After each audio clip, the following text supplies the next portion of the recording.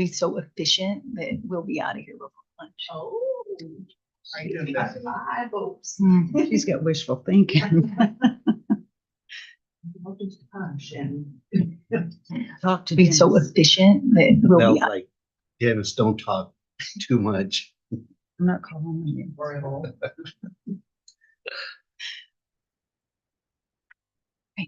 Ready? We're going to call this meeting to order. Will y'all please rise? Ms. Hamilton? If you'll join me for a moment. Father God, we are just in awe of how sweet and loving and just awesome you are. And we thank you for all that you do for us. We thank you for your blessings. We again praise you for the rain that you have sent in due season. And Lord, we are believing that that will continue and that you will continue to provide the moisture so that we can take care of your land. Lord, we just thank you for this great county and for each and every public servant that represents different aspects of that, and for everyone that works so hard. We ask that you bless them and bless their families.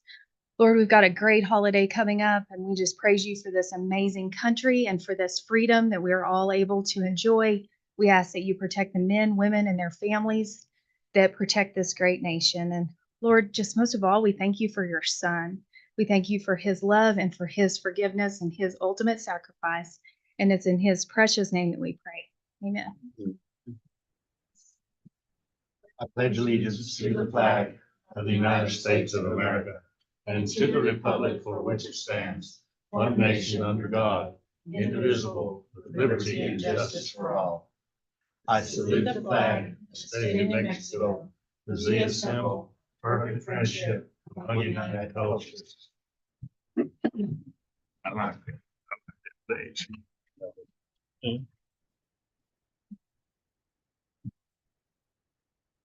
Okay, moving on to item 1, approval of agenda. Move to approve item 1. Second. Got a motion and a second. All in favor? Aye. Any opposed? Motion carries. Second, we have approval of the minutes from the June 11th regular meeting. Second. Got a motion and a second for the June 11th minutes. All in favor? Aye. Any opposed? Okay, motion carries. Also, we need to approve the June 25th special meeting and budget workshop minutes. I move to approve. Got a motion and a second. All in favor? Any opposed? Motion carries. Informational presentation. We are update on the Regional Behavioral Health Facility, Kate Bailey, Intium Health. Good morning, everyone. Thank you, Manager Hamilton, and thank you, Commissioners, for having me this morning. I hope you all can hear me okay. I'm going to go ahead and share my screen here and have a short presentation for you. Oh, me too, that's what I was asking. All right, so yes, good morning. So I am Kate Bailey with Initium Health, and we have been working with the consortium of cities and counties, including yourself, for the last 2.5 years to bring a behavioral health facility to the region. And so what we'll cover together today in just a few minutes is looking at crisis system transformation, the phase 1 of the Regional Behavioral Health Facility, which is a crisis triage center, our financial projections and some funding resources, and then talk a little bit about workforce development. And then I'll take any questions that you may have. So Initium Health is a public benefit corporation. We're committed to using innovation to improve human health. Although we're for-profit, we have a commitment to improving the communities that we serve. And here are some of the folks that have been involved with this effort over the last couple of years. So as you well know, traditional crisis flow is talking about the systems that we have in place to respond to someone in a mental health emergency or in a substance use crisis. And these systems are not designed really to handle these types of emergencies. And so typically what you see at the top here is that all roads lead to a hospital emergency room, which is wonderful in some cases, but is not really well equipped in most cases to deal with a mental health or substance use crisis. And then following in a hospital emergency room visit, You know, an individual might be transported to acute services that are far away, you know, an inpatient hospital in Las Cruces or Albuquerque. They might be referred elsewhere for outpatient care. They might decline services, but ultimately this continues to be a cycle for most people where they're not able to get connected to the care that they need through the hospital emergency room. So across the country, there's been really a shift toward building an ideal system where we help people to get connected to care in the early stages of their crisis. So instead of waiting for maybe a 911 call, there's a 988 call where someone is reaching out to a call center that's equipped to deal with a mental health emergency. There's mobile crisis teams that go out and meet people in the community where they are. They go to people's homes and they help them to manage the crisis and get through the crisis without ever visiting a facility. But then for folks who do need a facility, crisis stabilization and receiving facilities are being built around the country to answer the need for that emergency care that really a hospital emergency room is not well equipped to provide. So these specialized facilities are really, really good at receiving people in crisis, helping stabilize them and get them connected to the right services and supports. And this is also important for diverting people from law enforcement and from a detention center, which is also not obviously an ideal place for care when you need health care. And then post-crisis support, that's essential to breaking that cycle of folks coming through, you know, in the emergency services again and again. So this is a slide from our presentation from the facility feasibility study, where we found that there was a great need for all of these services you see there listed on the left: inpatient care for mental health and substance use disorder, intensive outpatient and partial hospitalization programs, which essentially are very intensive, as the title says. They operate multiple days per week so that people are really well connected to care when they need it. Outpatient care, and then crisis triage center for walk-in and law enforcement drop-off. So when we think about all of these needs, and we were walking along this journey with you all and requesting funding from the state, at the same time, some legislation changed, and I'll get into that in a second, and pointed us in the right direction was to start off with phase 1 as a crisis triage center. So what is a crisis triage center? Well, one of the main rooms might look something like this, where there's several recliners available. And in these recliners are for short-term observation, assessment, treatment, and planning for someone experiencing a behavioral health crisis. So these, in these recliners, someone can stay for up to 24 hours, not exceeding, but oftentimes that's all that's needed. If you have the right services in place and you have the right people ready, specialized, you know, workforce ready to interact with someone, they can actually have their crisis managed in that time. And then the clientele of a crisis triage center includes individuals experiencing acute psychiatric symptoms, those under the influence of substances, and subjects of emergency detention.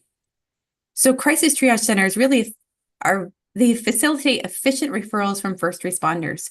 They're really designed to help people to get out of the cycle of going through law enforcement in a mental health or substance use crisis. So here's the legislative change. So previously, when crisis triage centers were first established in New Mexico, they could only accept people who were voluntarily going there, who were willing on their own to go there for treatment. But we know in certain situations, people may not be able to opt into treatment because of their condition. And so the legislative change in 2023 allowed crisis triage centers to accept people who were not voluntarily seeking treatment, what we call involuntary admissions. And a lot of those, instead of going to a crisis triage center, would be currently going to a detention center. So this really allows for that close partnership with law enforcement to provide a different destination. Also, crisis triage centers can provide up to 14 days of stabilization. So there's up to 24 hours in the recliners, but there's also an opportunity for up to 14 days in a patient bed. Now, not everyone's going to need 14 days. A lot of people only need 3 to 5 days is what we're seeing across the country. However, that's available in this type of setting. And so with this change and the ability for crisis triage centers to accept a wider range of folks to provide up to 14 days of care, what occurs is that a crisis triage center actually is able to provide care for individuals who otherwise would have been sent to an inpatient hospital, because that's the only other option, an inpatient psychiatric hospital. So this really provides a different level of care that's really able to accept people across a larger spectrum of needs. So we're projecting that this region, because this is a regional facility, would need 10 receiving recliners, where folks can stay, like I said, up to 23 hours, 59 minutes. And then the residential care is that overnight care. We're projecting initially 12 short-term beds that will provide care for up to 14 days. And then these beds would be, and these services, there would be an adolescent section and an adult section, completely separate, but able to serve both of those populations. Oh, there we go. So the Crisis Triage Center location is located at 2125 West 21st Street in Clovis. You can see they're right across the street from the RGH Clovis Clinic and very close to Plains Regional Medical Center, which is really actually very important for the ability to coordinate care with the hospital, receive hospital emergency room admission. So let's say someone goes to the emergency room, they're not going to the new center. We can actually get them over to the center appropriately. And then we know that medication assisted treatment is a important for opioid use disorder and for patients who will present with that, and that potentially in the future that could be offered at the RGH Clovis Clinic. So we do think the location is ideal to be in this kind of medical area, and also easy access for emergency services and law enforcement. So for this phase one, we're estimating square footage of 12,500 square feet. Now these are projections based on industry standards. So we'll see what the architect and design folks come back with. Estimated costs are 6.8 to 8.5 million. A lot of factors go into that. The land cost was 425,000.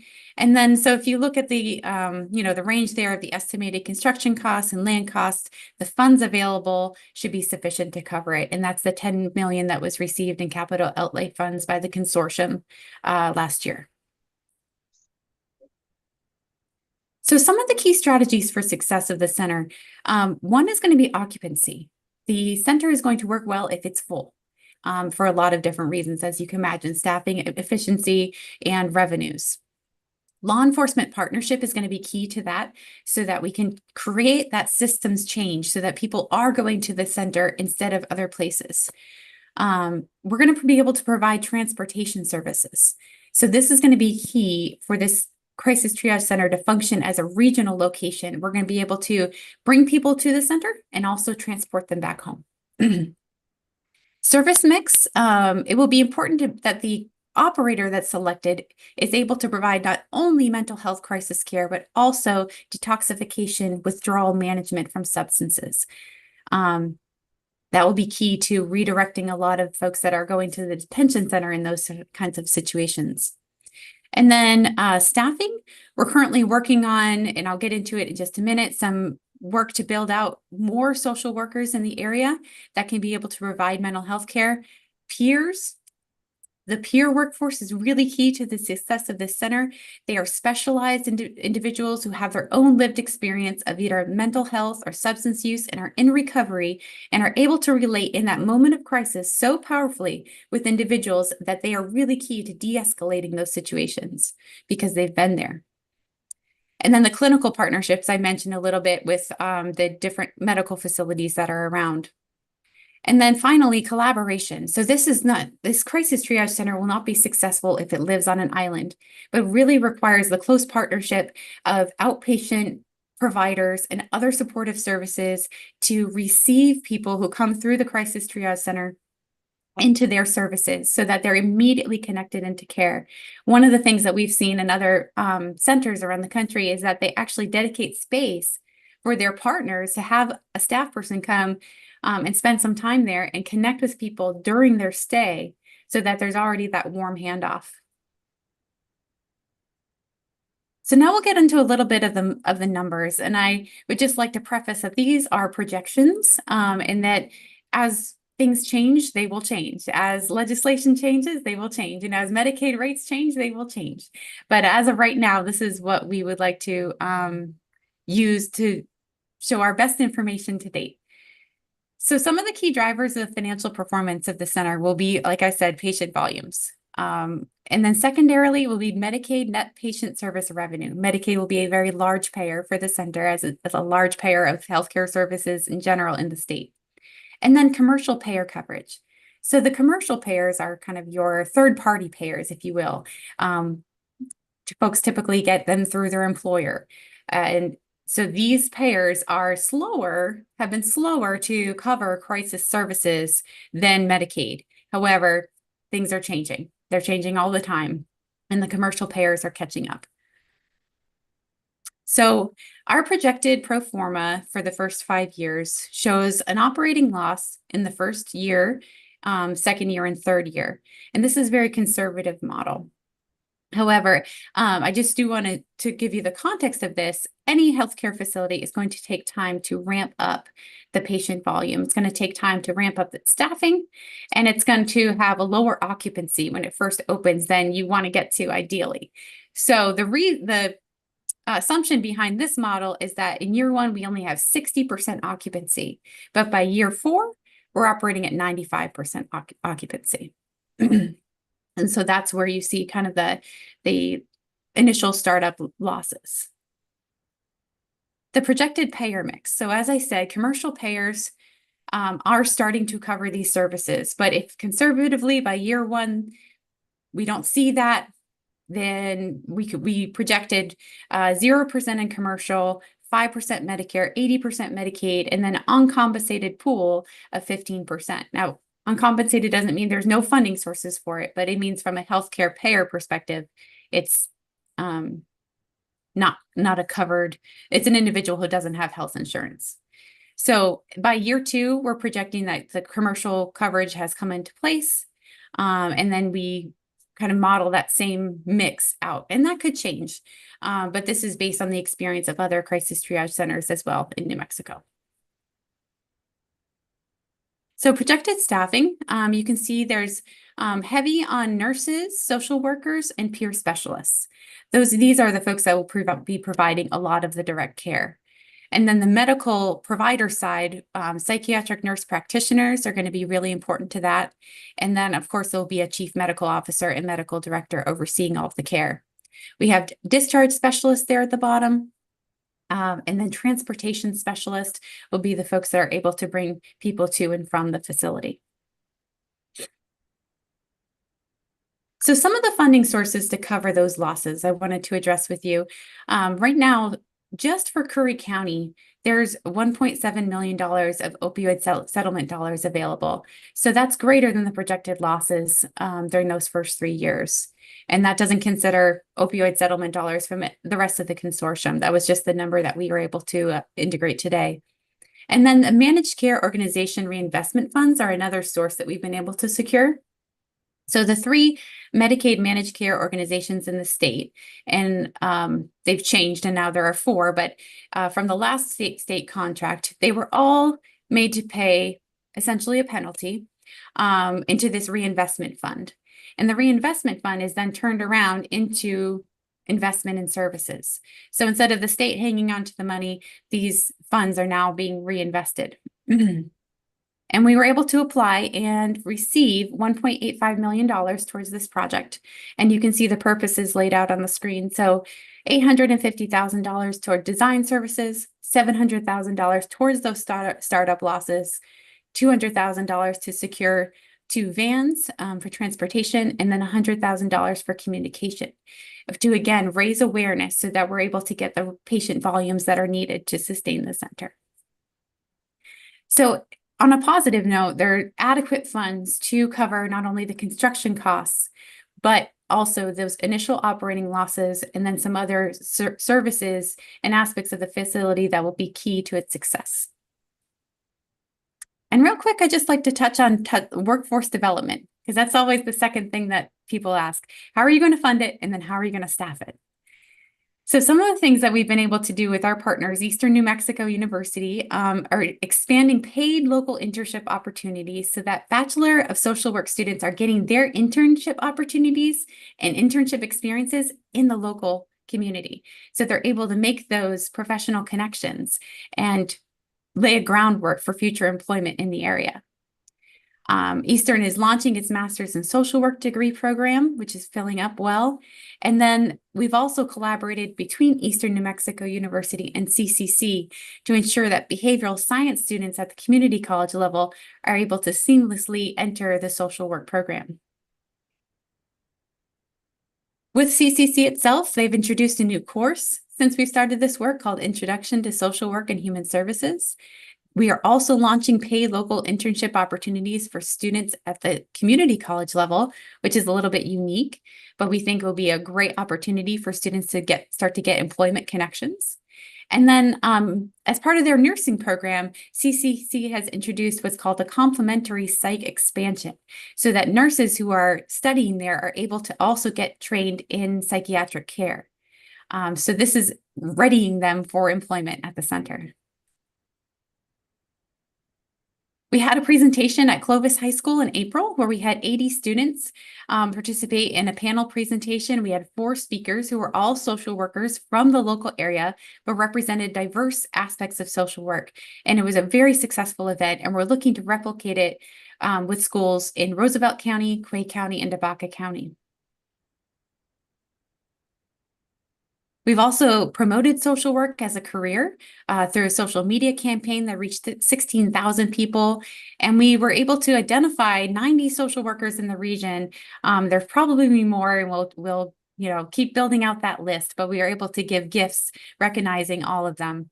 And then, of course, we had proclamations for National Social Work in March from Curry County, from this commission, and from the cities of Clovis and Portales. And finally, I just want to highlight some grant funding that we're able to secure for what's called the 4-County Behavioral Health Partnership. And that's allowed us to hire full-time mental health social workers or mental health counselors to cover the rural schools. So the rural schools that are involved across the 4 counties are able to, students are able to receive mental health support in the schools, including in Elida and Floyd. And Dora has coverage, but right now not through this particular funding source. Training on mental health topics for teachers. We've been able to provide parent nights, substance use prevention education, and finally, this is very exciting, we're launching right now a post-discharge care coordination program where people who have been transported out to Mesilla Valley Hospital or out to Albuquerque have someone calling them and following up with them and helping them to get back into the care that they need and the support that they need once they come home. And that's launching in next month with Roosevelt General Hospital. So lastly, our upcoming milestones. Very soon in the next couple of weeks, we'll issue the operator request for proposal for the facility, and followed by the design build request for proposal for an architect and contractor.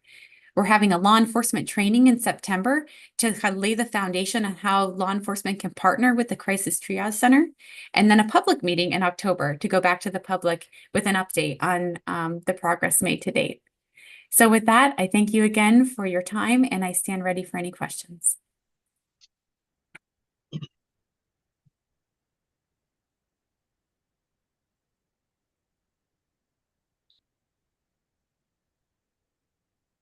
I just want to thank you for this information. The outreach just with this, you really updated us on, I've been in behavioral health for 28 years. So I'm very familiar and I'm a huge advocate. I'm the Marines of behavioral health. I have been since 1997. And I just love that you shared all this info with the public, because so many people are uneducated about the issues that are before us. In this day and age, especially. And I'm just glad to see that finally we're doing things to educate the public in general, because there's been a lot of stereotypes. There's a lot of naiveness. There's been a lot of fear. There's been I've dealt with, obviously I'm a elected official, and I've dealt with it at a federal and state and local level. And the stigma has been unbelievable for the last 20+ years, well, forever. And Yeah. now with your information and everything that we're doing right now to try to combat the crisis that we have, I just want to thank you and I appreciate you for doing for what you do. Thank you. Thank you. I have a question. Okay, back on about, I think it was your room about page 13. I might be wrong. We were talking about services.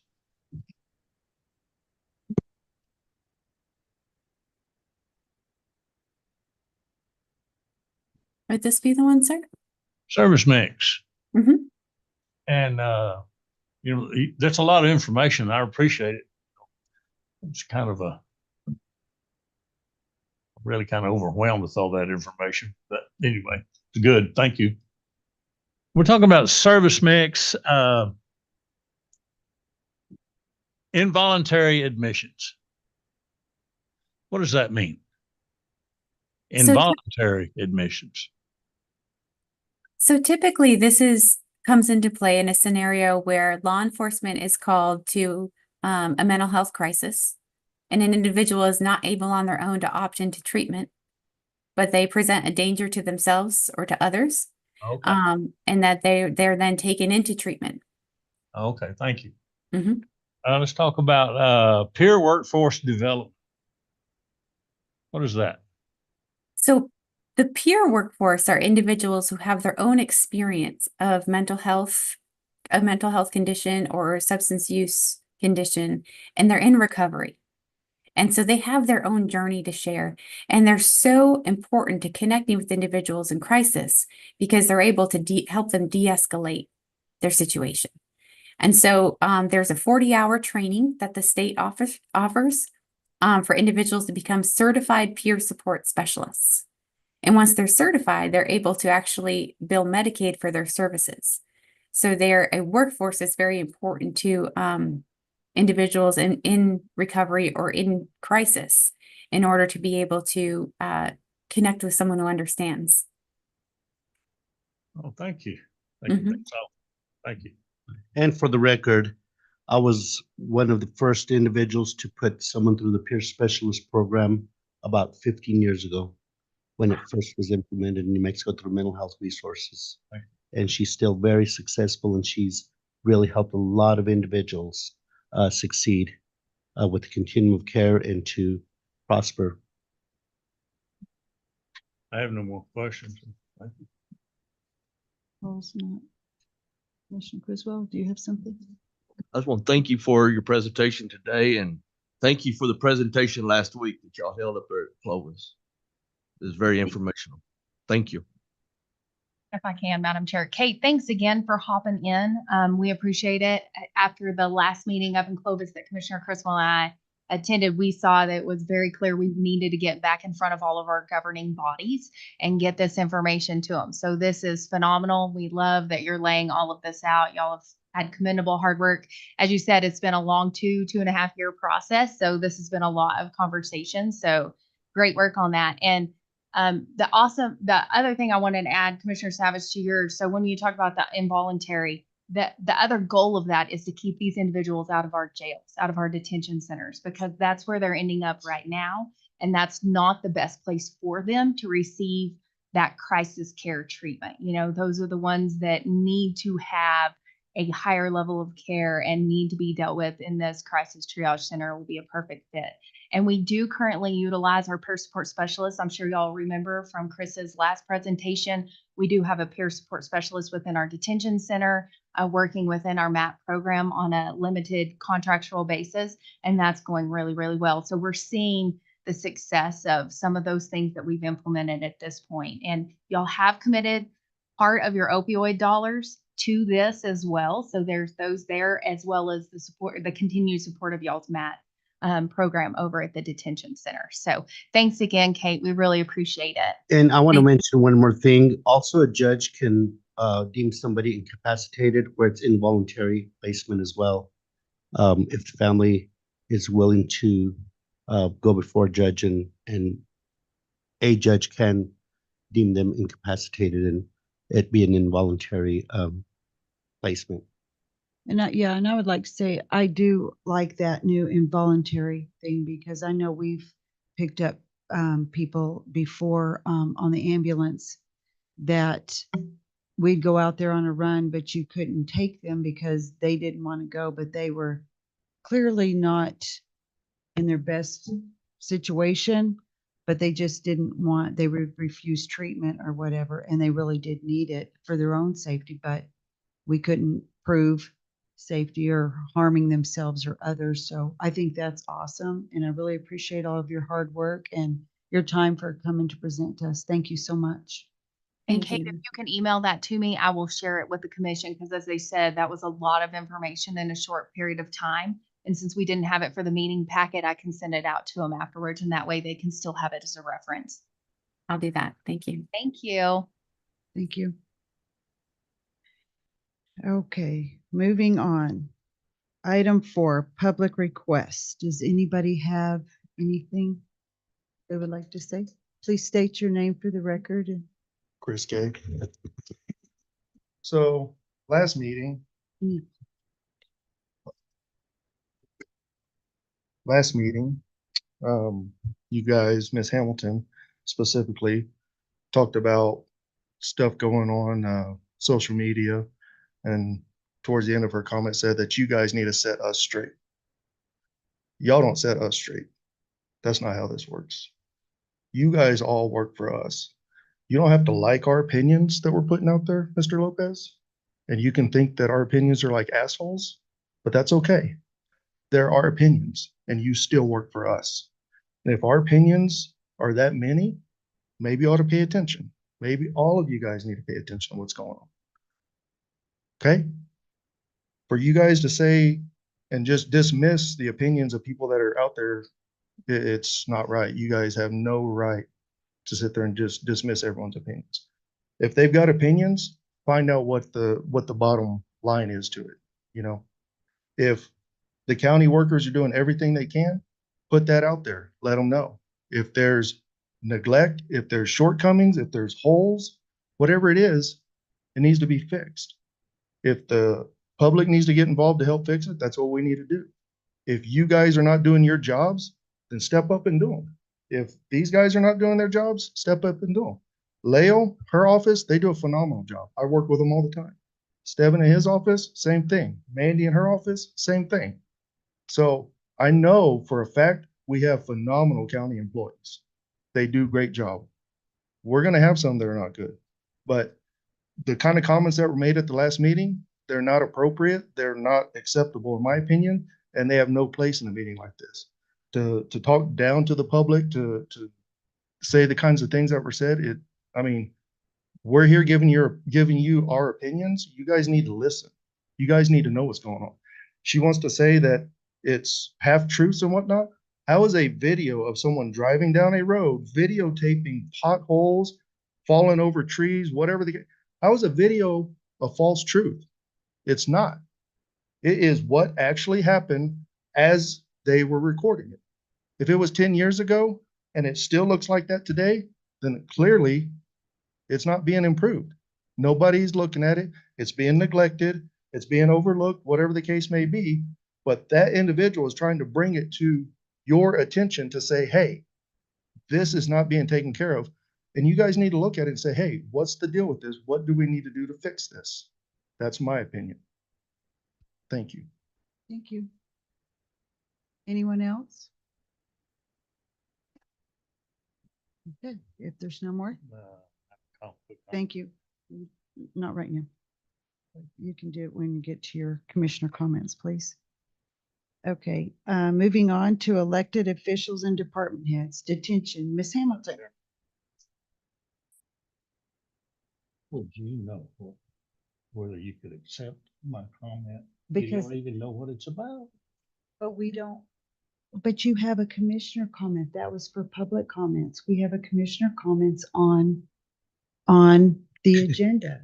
Yes, and Commissioner, I think, Thank you. Mr. Council, by statute and protocol, we cannot comment on public comment, right? I'm not one to Whoever's not wanting. Because I wanted to, but Okay, I'm hold on, obviously not hold on. going to. We're just going to move on, and when we get to commissioner comments, anybody that has something can say it at commissioner comments. We have moved on to detention and Ms. Hamilton. Yes, go. Madam President. I appeal from the decision of the chair.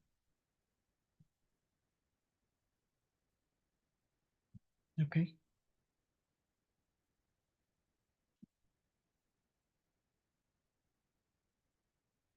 My appeal, an appeal from the decision of the chair requires a vote from my constituents on who's right, me or you.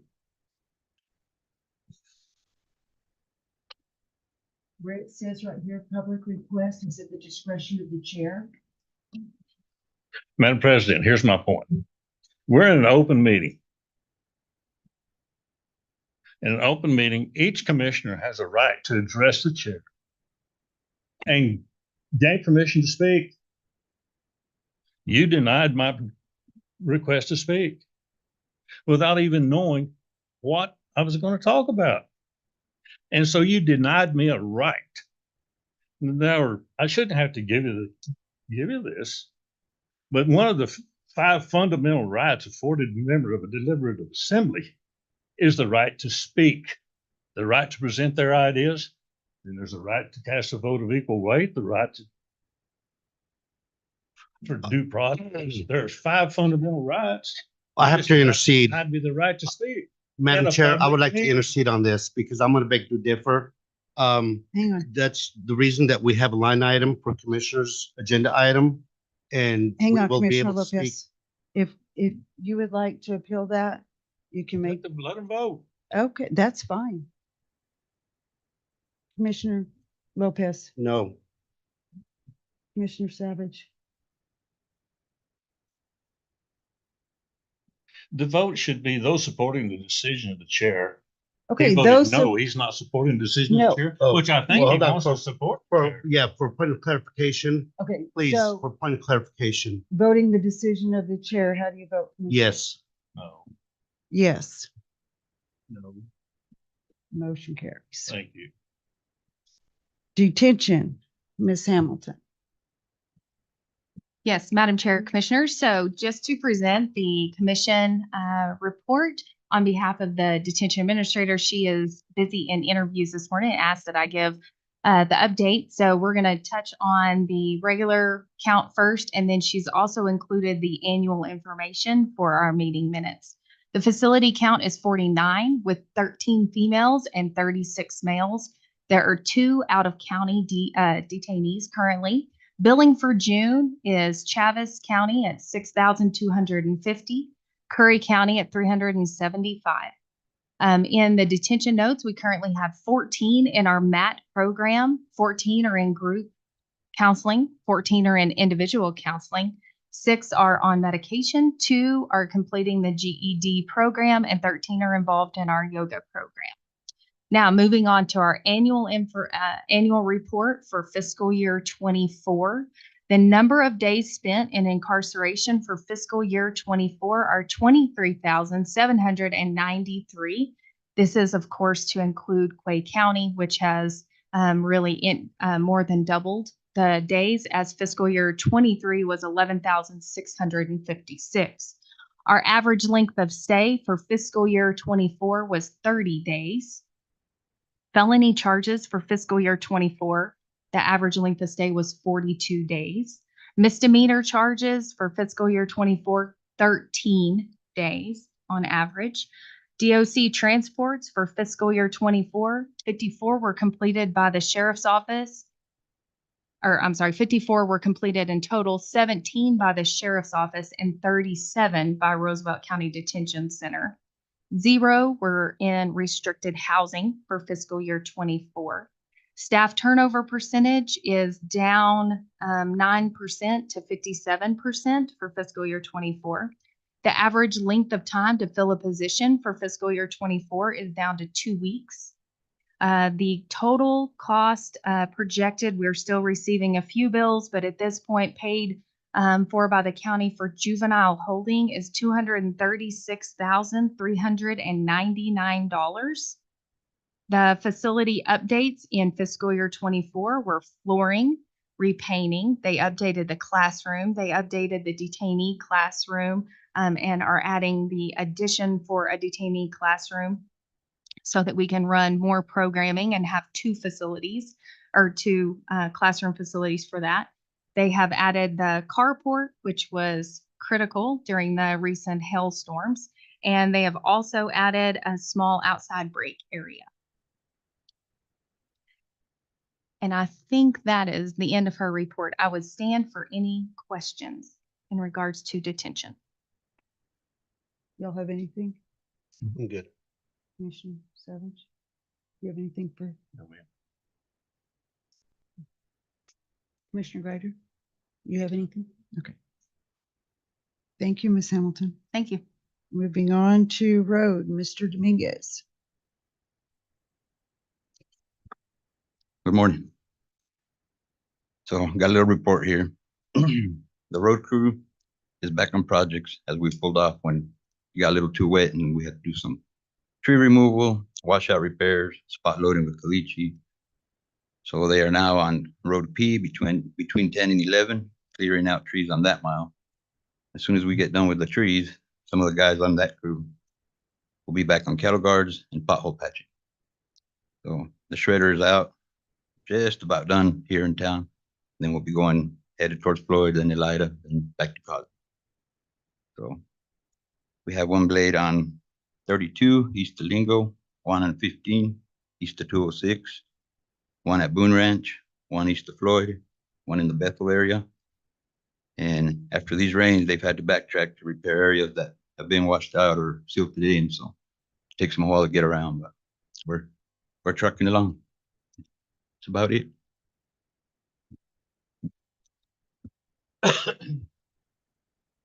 Couple of calls on the Mesa Road.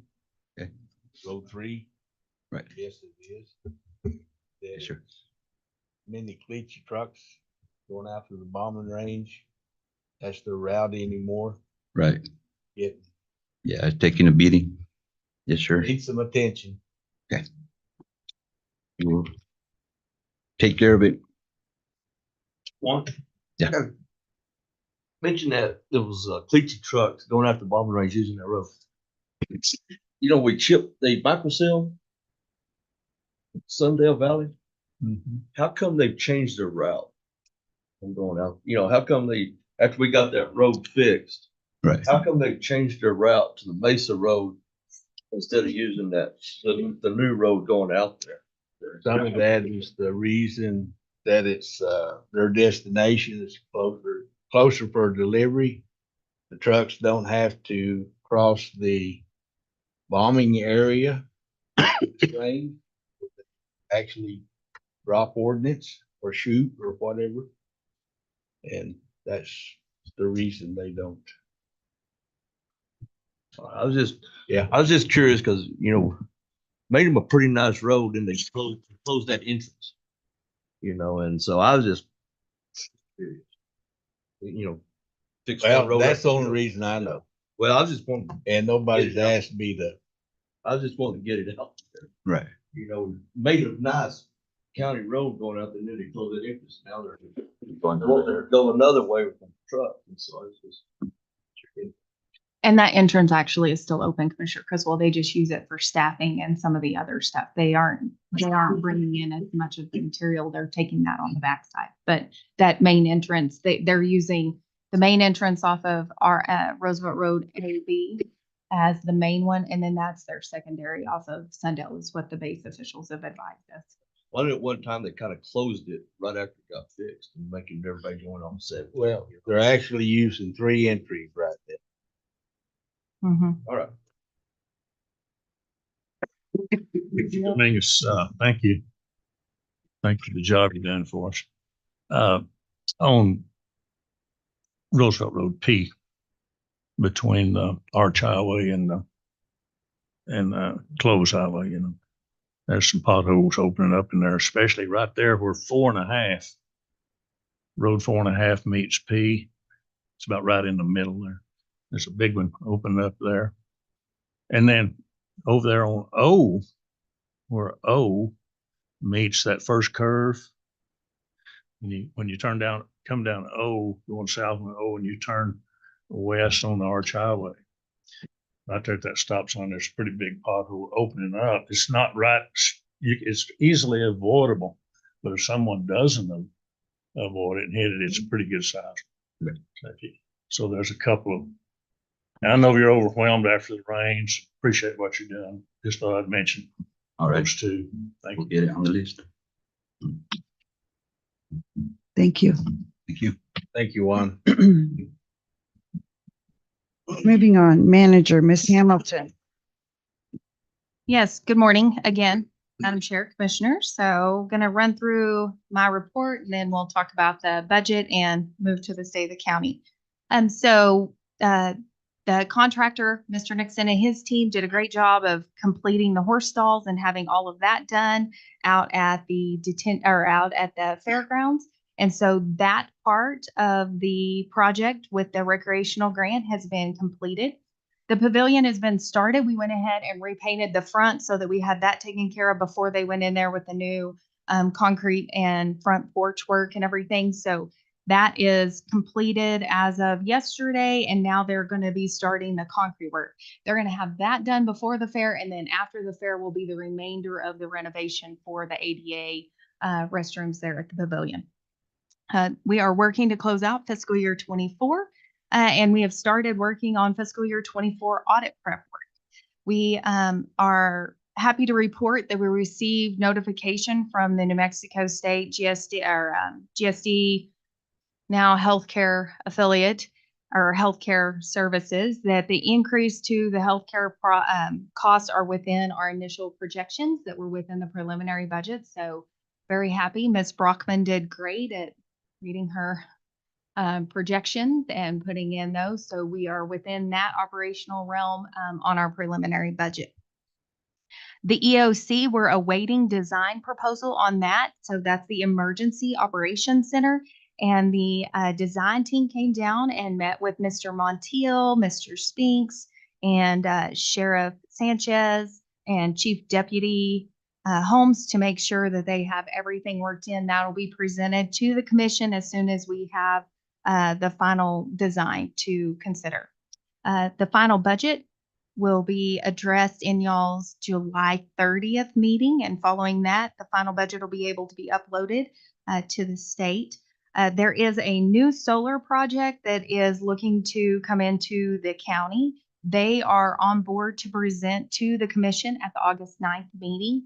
I have had some early conversations and engagements with Rohde firm, the Rohde law firm, which we've used in the past for some of these IRB type situations in the event it happens to that. So some of those things are in line. Those are not things in these types of situations that if we do an IRB or anything like that, then the law firm is actually included. It's not a responsibility financially that the county has to take care of. That's included on the developer side of that. So we just have to make sure that we have an independent firm that represents us that is very experienced in IRB and that type of situation. We've done this with the Milo and Roosevelt wind farms, particularly as well. So we're excited to see that, and y'all will hear more about that at your August meeting. The courthouse doors at this point, the architect thinks that he can have everything finalized so that the RFP can be released in fiscal year 25. That is something that's in y'all's budget. You'll had it in fiscal year 24, but we didn't have plans to be able to release that to start that process. So we'll look at that. We're still awaiting the elevator that has been on order for almost a year at this point. So that should be hopefully coming. I'm going to believe that it will be here in fiscal year 25. So that wraps up my part. And I do need to also include in your packet was the acknowledgement from the State Department of Finance and Administration acknowledging the receipt and approval of your preliminary budget for fiscal year 25. And in that letter, they also outlined the things that will be due on the final submission. Of course, the deadline's July 31st. Y'all's next meeting is July 30th. And all the things that are to be included, but that was approved as presented to the Department of Finance and Administration. And you have that noted in the minutes. So that meets that requirement. Is there any questions on my report before I move to the state of the county for 2024? I'm good. In the preliminary budget, I didn't see where the extension office and stuff was. I was looking through there and I couldn't ever find it. Was it in there? Yes, it was included was. in I your just- budget. Yeah, so the preliminary budget never has the breakdown per level. It's within the commission there. And that's something that y'all will have to decide for your final budget in determining what you're going to continue to fund and what could potentially be cut for your IT services that are going to be upcoming and talked about a little bit later. But it is within the commission budget at this time.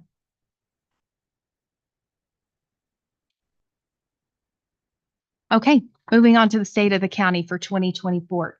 So at this point, there are 94.5 total county positions for fiscal year 24. The fiscal year 23 financial audit reflected strong financial stability of the county with no findings and received awards from the New Mexico Office of the State Auditor and New Mexico counties, again, for the 7th straight year, fiscal year 16 through 22 audits, now including 23. Fiscal year 24 budget, $18.9 million in revenues, $22.7 million in expenditures, and your FY 25 preliminary budget is $19.2 million in revenues and $22.8 million in expenditures. Our Moody rating remains at AA2, AA3, which is a high quality grade, and it's improved from an A3 in 2015. The county could see additional improvement in this rating due to eliminating multiple debt services. We have 8.3 in required reserves and $4 million in the commission special reserves for those county capital projects, of which some is funding that could look to decrease this coming fiscal year. As y'all will recall, you're funding a majority of the pavilion renovations and the differences, and then the courthouse doors as well. So there are some work coming out of those. Continued work on the bold steps from our county's strategic plan with our 3-year strategic plan laid out, which includes the implementation of additional communication channels. This specifically was the social media outlets and the contract for management of these services. So that is continuing to be built out within Facebook and LinkedIn and such. The administration team continues to work on additional bold steps to include the ICIP process and ad hoc employee committee. Enhanced and rehabilitated approximately 20 miles of county maintained roads. That is down because we completed the majority of the TPF program project last year, as y'all recall, of that $2.8 million grant fund. And a lot of that was the micro seal. Last year, I think we were at 45 miles. This year is more of the caliche work. We've continued maintenance of the 5-year planning process for the county maintained roads and included increased miles of chip sealed and micro sealed roads. We've completed the road enhancement project in partnership with the city of Portales for South Roosevelt Road 6. At this point, we have completed the $2.8 million TPF grant scope of work for road improvements and have 2 pending TPF applications that we are awaiting funding awards on. We have secured just over $850,000 in capital outlay funding for commission priorities. We are awarded New Mexico Department of Transportation funding of $714,000 for local government road funds for fiscal year 24 and $648,000 for fiscal year 25. We're continuing to work with Cannon Air Force Base and our federal partners on North Roosevelt Road AV and that road enhancement for their main entrance. And that is projected at an estimated $8 million construction cost. We've maintained ongoing communication with our legislative representatives regarding Roosevelt County needs and concerns. We were awarded just over $1 million in recreational grants for improvements to the Roosevelt County Fairgrounds. The majority of those grants were expended in fiscal year 24, and the pavilion ATA renovations again will be completed in the first half of fiscal year 25. The detention center has maintained accreditation. Policies and procedures continue to be reviewed annually. No major facility incidents in 23-24, and we've continued reductions in our notice of tort claims and lawsuits as we've only received one this fiscal year. We've sustained the MAP program with secured grant funding for program continuation, completed numerous behavioral health outreach and training events for the region to include specifically targeting those first responders. And our regional collaboration, as we heard today on our behavioral health facility, is ongoing with the second phase of land acquisition continuing on. And that is the state of the county for 2024. Does anybody have any questions? Thank you. Thank you, Ms. Hamilton. Okay. Moving on to commissioners. Commissioner Greider, you have anything? Okay. Not Go ahead. on record. I'm sure that my fellow commissioners were aware of this, but several of us went up to a Sentinel Landscape information meeting about a week ago. This lady, LaDonna Clayton, is one of the main speakers. Anyway, that Sentinel, there's still a lot of difference of opinion on this Sentinel Landscape. But a lot of and this is just my opinion, it's not an opinion of the commission. A lot of the problems that they had with that is miscommunication, a lack of involvement of other government entities when they began the thing. So there's a lot of confusion really about what it's about. And when I first heard about it, I was concerned about our tax base. How's it going to affect us? And I've talked to Mr. Floyd and some about it, and Mrs. Sanchez, and then after hearing LaDonna Clayton, I'm not near as concerned about our tax base as I was. And the end result may actually help us. But they made a statement. I think it was like $4 billion, 4 billion gallons of water that they've saved through this so far. Anyway, it is not a government institution that is promoting this. This Sentinel Landscape is a privately owned, privately sponsored bunch of people who are simply chasing funds to try to get people to conserve water. And I don't see it anymore as a government encroachment or a land grab. But I would like to, I still need to personally understand a lot more about it. But I've talked to this LaDonna Clayton, and she's very receptive to, communicate now. I think they may have realized, I think certainly after the meeting the other night, they certainly realized that they did a very poor job about advertising their project, letting people know what it's about.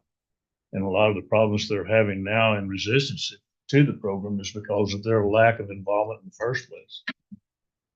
But personally, we went to the meeting. I learned a lot of stuff about it. I think, as far as I'm concerned, I would like to try to remain open-minded about it and try to glean the good out of this. Look forward in the future, the good that can come out of it in the end. And so we went to the meeting. We had a good meeting. And I'm a lot more relieved about it after going to that meeting. I think we should just stay open-minded about it. So that's the only comment I had to make. Commissioner I Lopez. promised Lel that I would be short-winded, so I have nothing to say. Did you have anything else? Okay, well, I do have a comment. So I would like to let y'all know that I am not an expert in parliamentary procedure. I did not teach it. I'm not an expert in parliamentary procedure. As for the comments that were made in public request, we have a public request according to our policy, the way we do things. We sit up here, we vote on how we're going to run our meetings, conduct our meetings, and whatever. My personal opinion, and the reason I said what I said, was because once we go into this meeting, and this meeting has been called to order, we are no longer just a member of the public. We are a commissioned body. That particular thing is public request. We have a line item on the agenda that says commissioner comments. We are under, at the bottom of that, with elected officials and department heads. That's where I thought it was appropriate to do that. We do not speak back to the public, because if we did, every time somebody got up there, some of them we could be in a debate up here for hours. I would like to comment on what you said now in my line item as commissioner comments. I do appreciate you coming in and speaking. I understand what you're saying. I do feel like everybody has a right. I do think a lot of times there's things that get misconstrued. I know I've been on social media before, and I have seen where somebody had said something in particular or clumping a group of people when it's not the entire group that does a particular thing. And you know what? If you have a problem with something I say or do, please feel free to call me anytime. My phone number is on the website for Roosevelt County. All the commissioners are on there. My cell phone's on there. If somebody has a problem with something I say or do, I would greatly appreciate you calling me, because I would like to hear from the public. You are correct. I do work for you. And I want to continue to do that. And I want to be open. I want to be transparent. I want you guys to be able to feel like you can speak to me. And if you feel like I've done something wrong, please feel free to call me. It doesn't have to be said on social media. It doesn't have to be said in an open meeting. We can call and go to coffee or whatever and have an adult conversation. And I would love that with anybody that has any concerns. If you have a concern with the way we're doing something in the county, feel free. But anyway, thank you guys. Chairman, thank you. Anything else? Do you have anything else? I'll say thank you.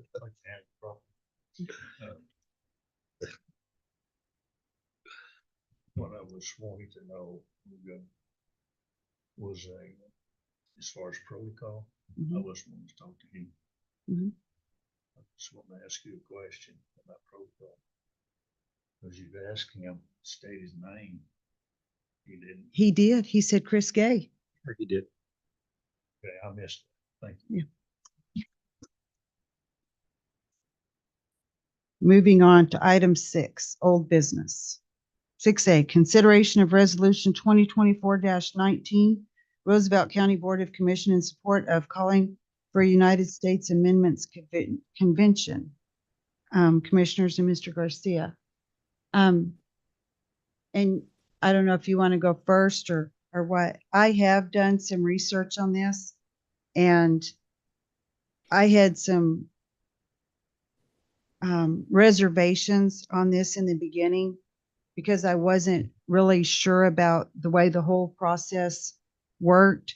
But through what I've found is it is exactly as it states, and it will only be those items, and that is it. There's been several of these passed on different things throughout the United States, and so I am in favor of passing this. Does anybody? Mr. Garcia, do you have anything? Yes, Madam Chair. From the research I did, I agree with you. I don't think there's, any real danger of having something get kind of altered or twisted or turned around from the time it was proposed to the time it was actually ratified or something like that. One of the things that I do have a question about this, and maybe it's a concern for you all, is that the language as we have it now in the resolution, they propose principles more than they propose actual amendments. And if you're okay with that, I think that it's fine. Because as they are, they don't really state a particular rule. They just kind of propose a goal or a principle that they would like to see achieved in the Constitution. And maybe that's a concern that isn't really valid. It's not going to play out until there's actual language submitted by all the people who want to amend the Constitution. So just a thought. I want you all to think about that, and maybe you have the answer already too. The other thing too is that to a certain extent, one of them is kind of already written into the Constitution. The 9th and 10th Amendments that limit the power of the federal government and preserve the power of the states and the people. So to a certain extent, that's already there. And if there's another way to do it, if there's another way to strengthen those two amendments, that might be worth considering as well. But I don't think that there's any danger in proposing it. It's just that at some point you will probably want your amendments to be more specific.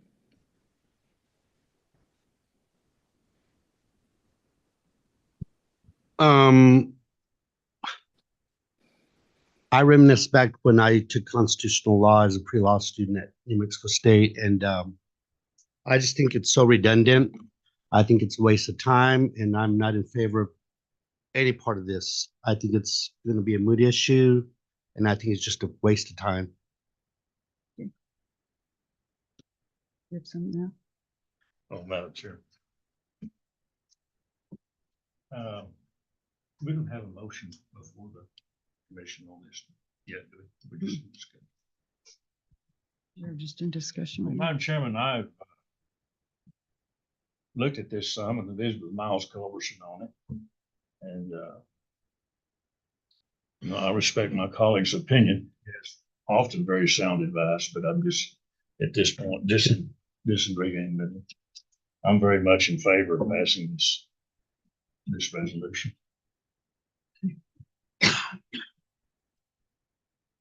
I'm making a motion to approve. I'll second. Got a motion and a second. Commissioner Greider? Yes. Yes, Yes. No. thank you. Motion carries.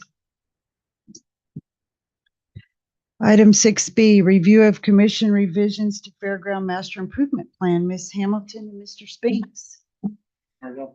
Gary was super excited to join us today, and we are thankful that he popped on over from his work over at the fairgrounds. Sorry, Gary, I had to open and now I don't see it. Welcome, Gary. Yes. Good to see you. Thank you. So we're just trying to wrap up. Y'all saw this back in February. This was the plans. Y'all wanted some breakdowns.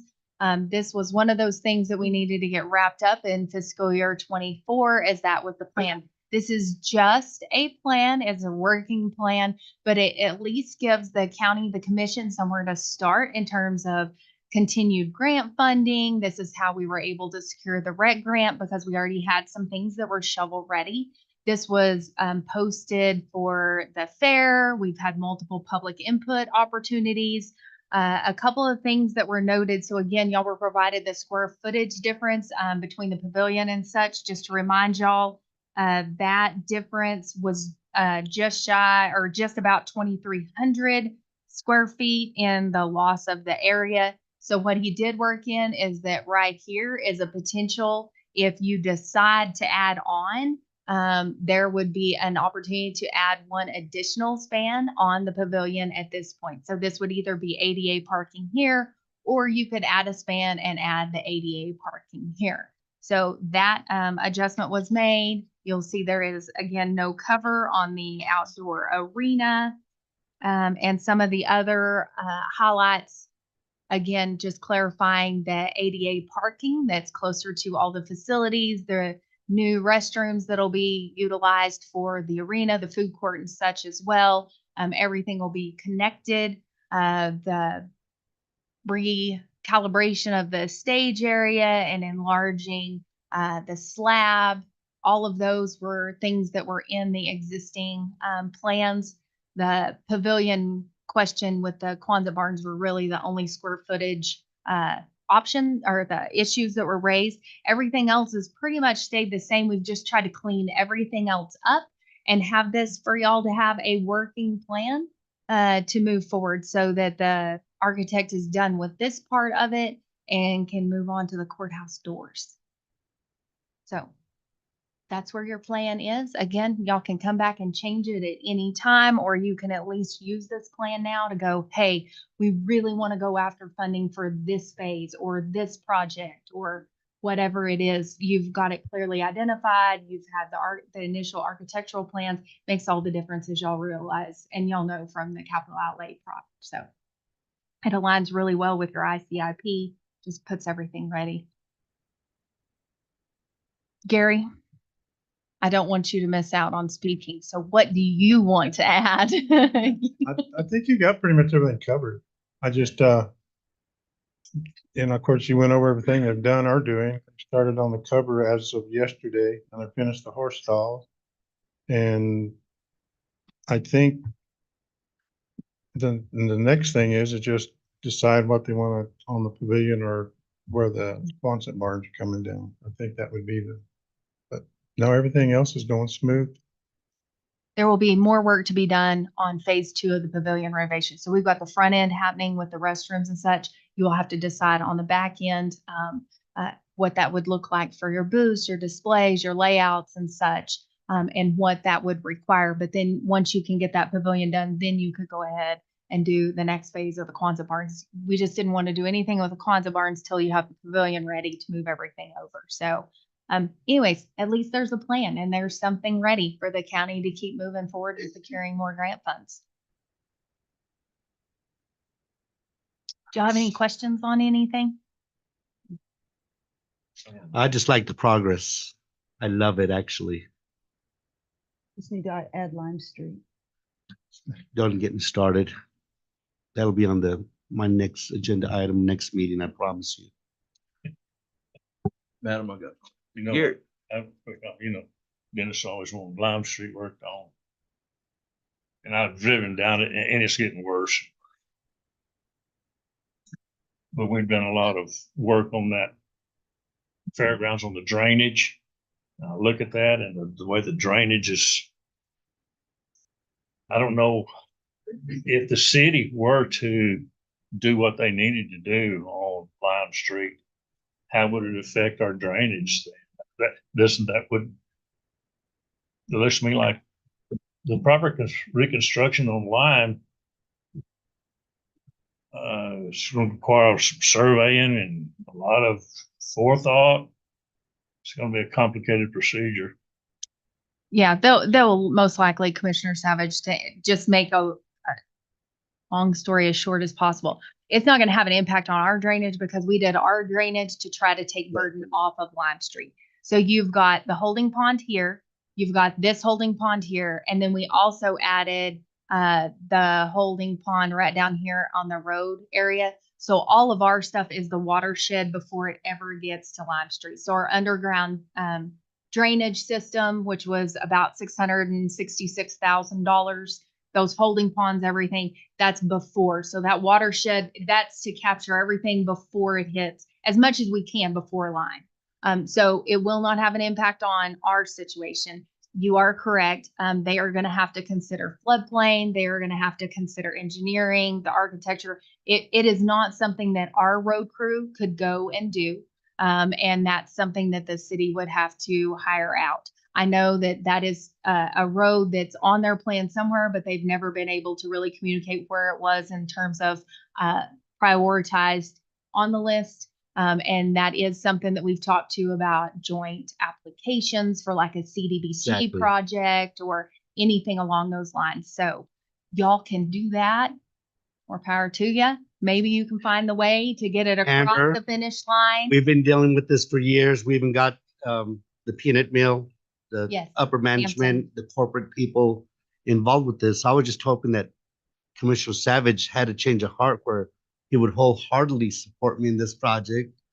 Because let the record reflect that as just one commissioner, I've never had a road budget because obviously I'm the city county commissioner and this is my baby. I mean, I want Lime Street to be done because it's gonna benefit not only the city, more so the county, and for all the events that we're gonna be bringing in year round. I can futuristically, we're gonna have a lot more events at the fairgrounds.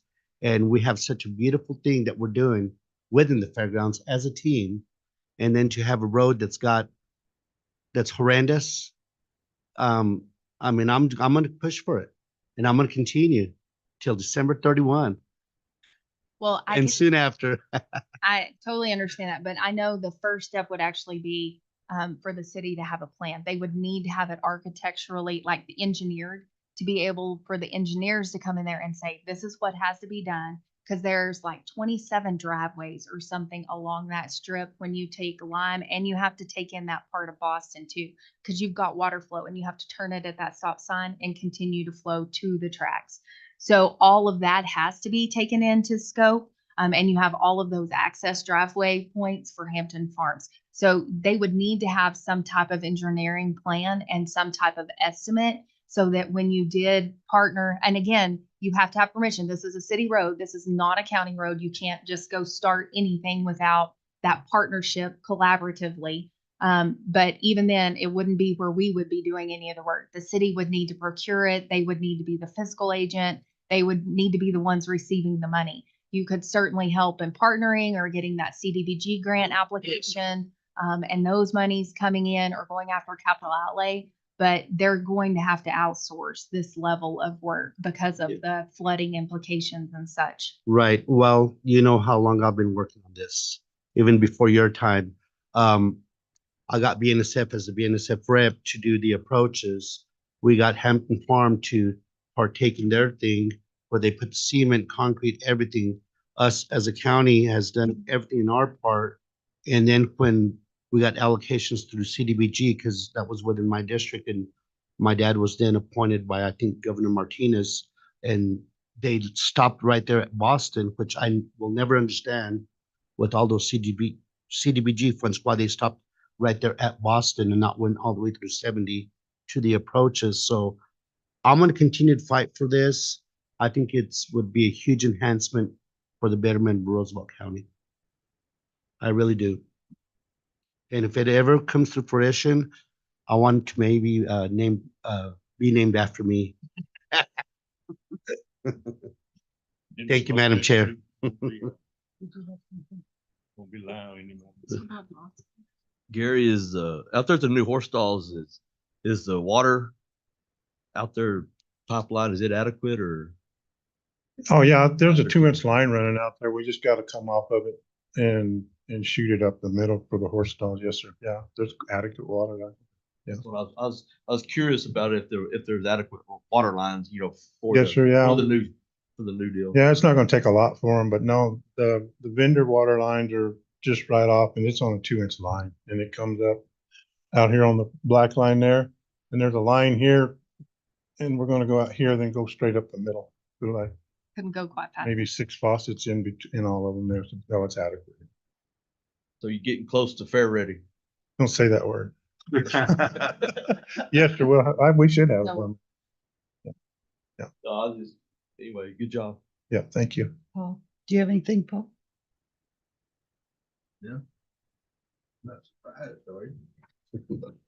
Actually, I am on that one. I figured you'd have a comment on that. Can we get a motion? Pretty please. So moved. Thanks. Just want to get. I'll second. Got a motion, a second? Yes. Yes, Yes. Oh, motion carries. thank you. Thank Thank you. you. Y'all have a good day. Thank you, Gary. It was nice to see you indoors. Okay. Item 7A, discussion of RCCDC event at the fairgrounds, August 11th through 13th, and October, I'm sorry, and request for approval of public celebration permit application by Enchantment Vineyards. Ms. Diaz. Yes, Madam Chair, Commission, thanks for having me this morning. Yes, so we are just requesting for approval of the public celebration permit. We are trying to host through the RCCDC a barbecue cook-off that is going to be, it's called IBCA, rather new to me. So if you're aware of it, I'm sorry. IBCA sponsored cook-off. And that's going to be, we're hoping to host it at the fairgrounds, have Enchantment, have other vendors there as well. So we just need approval for that permit. So moved, Madam Chair. Got a motion, a second. Commissioner Lopez? Yes. Yes. Yes. Motion carries. Thank you. 7B, request for approval of summary replat of lots 1-6 of block 17 of the East Portales addition in the city of Portales in Roosevelt County. Mr. Montiel. Morning, Madam Chair, Commissioners.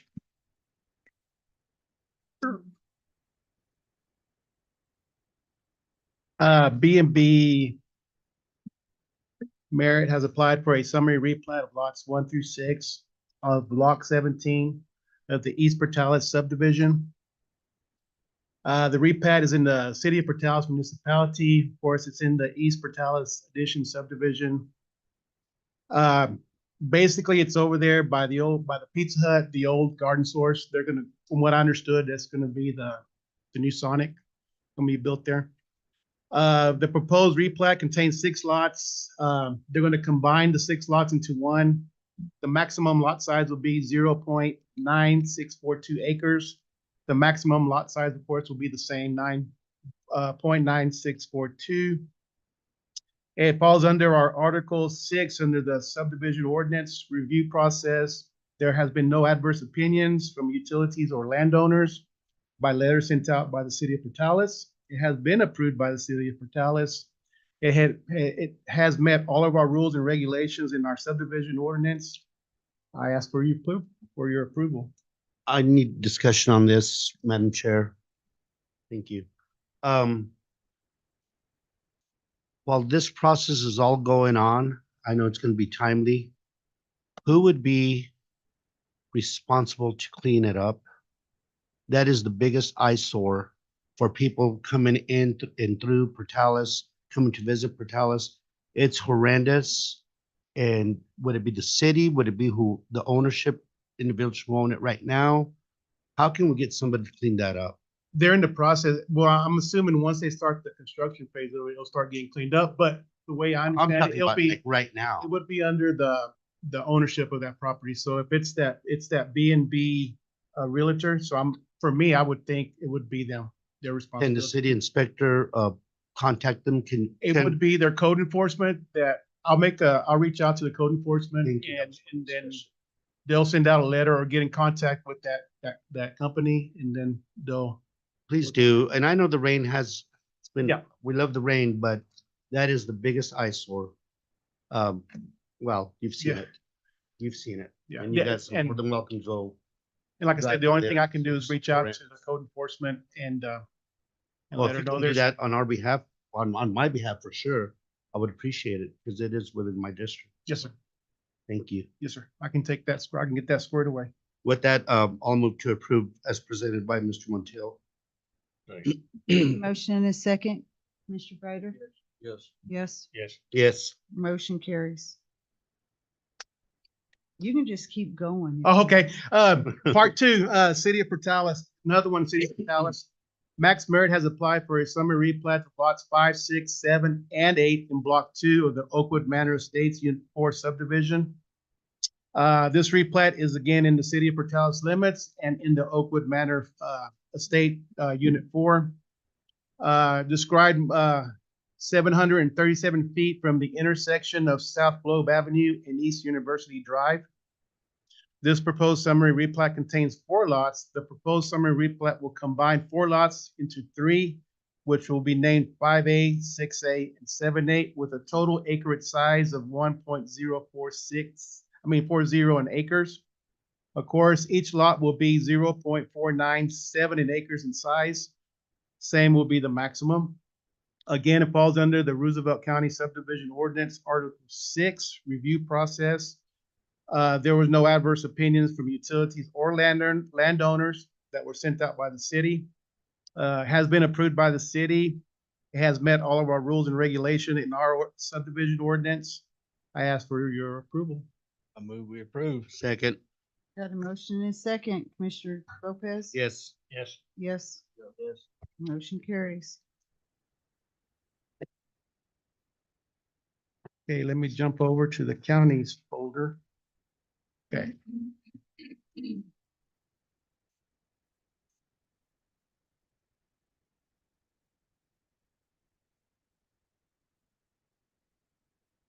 There it is. This one is in the county. Steve Worrell has applied for a summary replat of lots 11 through 13 in Block 3 in the Valley View Estates subdivision. It's in the southwest quarter of Section 24 Townships 2 South, Range 34 East in the existing Valley View subdivision. This replat is in within the 3 miles planning jurisdiction with the city of Portales. And the more particularly described, it's 1,286 feet from the intersection of Highway 206 and Moreland Road. Then it goes north on Honey Road, a distance of 672 feet, then east 233 feet on Miller Road, and that's the location of that property. The proposed summary replat contains 3 lots. The proposed summary replat will combine the 3 lots into one, and it will be called Tract A. The total acreage for this lot would be 4.809 acres. The maximum and minimum will be the same size of the total acreage. If again, it falls under our ordinance, Article 6, the review process, there was no adverse opinion sent out to utilities and or landowners. It has been approved by the city of Portales. Again, has met all of our rules and regulations. I ask for your opinion. I mean, your approval. Woo. Second. Got a motion and a second. Yeah. Yes, Yes. Yes. motion carries. Thank you. Moving on, item 8A, consideration of resolution 2024-22 adopting the 2026 through 2030 infrastructure capital improvement plan. Ms. Weems. Good morning. Included in your packet is the FY 2030 infrastructure improvement plan. They changed it this year and you don't have to have a public meeting on your project list, but we did go ahead and hold one because we thought it was important. And we did have some attendance, and included is, I can go over the top 5 if you'd like. Okay. The top 5 we have for FY 26 is road improvement project, the fairground master improvement plan. Number 3 is the courthouse renovations. Number 4 is the radio communication digital system. And number 5 is the behavioral health facility, the regional behavioral health facility. I request your approval and I'll stand for any questions. I'll second. Got a motion and a second. I move we approve resolution 2024 dash. And you got a second. Commissioner Kreider. Yes. Yes. Yes. Yeah. Yes. Thank you. Motion carries. Thank you. Item 8B, consideration of resolution 2024-23, participation in the local government road fund administered by New Mexico Department of Transportation, SB, Mr. Dominguez and Ms. Weems. All right. Morning again. So this is for the LGRF funding we applied for back in March. The roads listed on these resolutions are part of the 5-year road plan. We had an increase in price for materials and trucking since we applied, since we submitted our applications. We might not be able to complete all the miles, but we are grateful for any funding available. So we ask for your consideration of these resolutions. So moved. Got a motion and a second to approve item 8B. Commissioner Lopez? Yes. Yes. Yes. Yeah. Motion carries. Item 8C, consideration of resolution 2024-24, participation in local government road fund administered by New Mexico Department of Transportation Co-op. Same on this one, just your approval for So moved. consideration. Second. Got a motion and a second for item 8C. Mr. Lopez? Yes. Yes. Yes. Yes. Motion carries. 8D, consideration of resolution 2024-25, participation in the local government road fund administered by New Mexico Transportation, Department of Transportation and CAPS. So moved. Got a motion and a second, Mr. Greider? Yes. Yes. Motion carries. Thank you. It's one, Carla. Thank you. Okay, moving on. Item 8E, consideration of resolution 2024-26, opposing the final land protection plan and environmental assessment for the Muleshoe National Wildlife Refuge. Mr. Criswell. So moved. No, not really.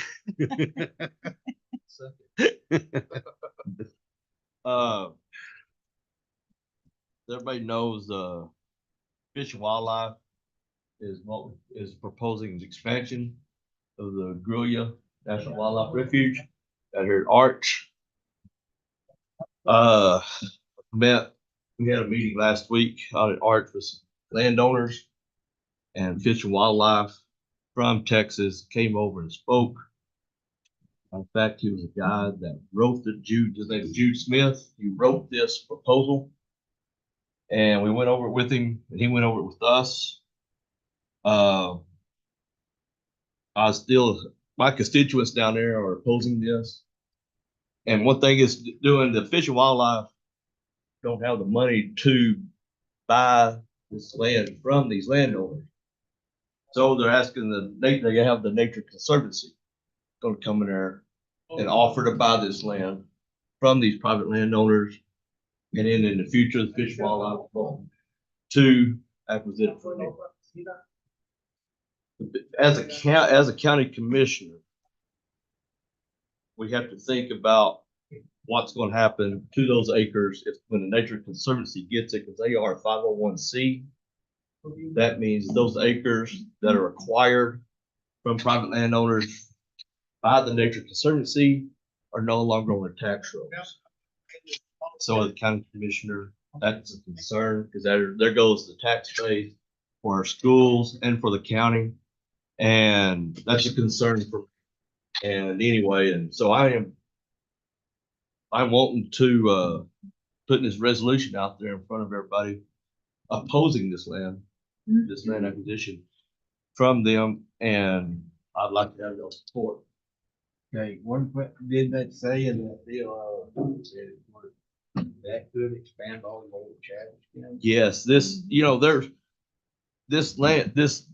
wildlife refuge, their plans are, they want to expand this deal 700,000 acres. Texas side, New Mexico. And they don't know how many acres yet on both sides. That's what the initial expansion is. Their plan is to combine the Mill and Sand Prairie Chicken Refuge to the Gruya Refuge. They want to expand, and then expand the Gruya over to Muleshoe National Refuge. And then there's a refuge out here northwest of Elida, and it's another prairie chicken refuge out there, and they want to expand. They want to interact these refuges together, and that's what their plan is. Their plan is to make it bigger. Yes, and sir. Stronger. Yes, sir. And so anyway, and it's a concern with the Nature Conservancy coming in here, offering to buy these farms or these ranches. It's a concern to me as a county commissioner for what it's going to do to our tax base, our acres on the tax roll. We're going to lose those acres. And right now there's 28,000 acres I know down there at Mill and Sand that are off the tax rolls right now. Plus, and I'm not sure on the acreage out here at the Gruya Refuge. I do know it's pretty good size, close to 10,000 acres. And so it's a concern. Yeah, I move we approve resolution 2024-26. I'll second. Good. Got a motion second, yes. I vote yes. Yes. Oh, I just want to make commenting on the information provided in the is resolution 24-25 on what's provided in there. And we're talking about 24-26. It needs to be. I fixed it. Oh, she. Yeah. That's all. Yeah. Yeah, she fixed it. Okay, I vote yes. Bless you. yes. Yes, Yes. motion carries. Thank you. Thank you, Mr. Criswell, or Commissioner Criswell, sorry. Okay, I make a motion to go into public hearing for Second. ordinance 2024-02 Roosevelt County Rural Addressing Ordinance. Second. Okay, Commissioner Lopez? Yes. Yes. Again, good morning, Commissioner Chairwoman. This is our addressing policy that's 30-something years old. And with the modernization of everything that's being done, especially moving to the next generation and addressing, and it works with dispatch and everything, we need to update the addressing. It defines and puts into play every step that is required in producing an address, a road, how we change roads, the documentation that's needed to be filled out, and it has clear explanation on how every step is done. And so again, I stand for any questions on it. I'll move that we come out of public hearing, Madam Chair. Got a motion, a second, Commissioner Lopez? Yes. Yes. We are out of public hearing. With the adoption of the 8F, adopt the 2024-02 Roosevelt Road Rural Addressing Ordinance. Second. Got a motion and a second, Commissioner Greider? Yes. Yes, Yes. Yes. motion carries. Thank you. Thank you. Moving on, 9A, request for approval of IT professional service agreement with Yucca Telecom. Ms. Hamilton. Yes, good morning, Madam Chair and Commissioners again. So included in your packet was a couple of different options. We talked about this last time and I think Chase is coming down. He is working on some things in the courthouse, so he's going to come down and be able to answer any questions that y'all may have. So what we have included is somewhat close to the monthly service agreement that we've had, but as we clarified, they wouldn't be able to do the on-site IT support that we have been enjoying at this as of currently, because they do not know who is set to replace, and that is not something that they're going to continue to do at this point. So they have removed the items of including the printers and other IT services as needed, which was kind of vague and encapsulated basically the new part-time position that the commission is going to need to address for an IT professional. Most of the printers at this point, I think we have set up with the Office Center or UCI. So most of that is being addressed, but there are a lot of things that we will continue to do. And Chase is here. He is the IT expert and everything, but we've got a couple of different options. And of course, that is what the commission can consider. And so, Chase, I would just ask if you could highlight some of those changes and what we're looking at, what y'all will continue to provide. We talked about this at our last meeting, but again, just to refresh everybody's memory again and let them know kind of what the options are. Thank How are y'all you. doing this morning? Good morning. So as Amber has told you, I'm leaving the county or leaving Yucca. So basically the changes in the contract, the biggest thing is moving that from a yearly contract to a monthly, which gives a little more flexibility for both the county and Yucca to make decisions in terms of, you know, if you do decide to hire somebody part-time or full-time in the position, you know, you can move that person in. Of course, the goal of all of this is not, you know, Yucca does not want to leave the county in a bad position. I mean, we want to continue to support however we can and, you know, help out. the kind of the goal would be to have somebody here working for the county that does the day-to-day IT work. Like, for example, if somebody in the assessor's office calls with a computer issue, they can come in on site to kind of troubleshoot that, or little things like setting up new emails and things like that.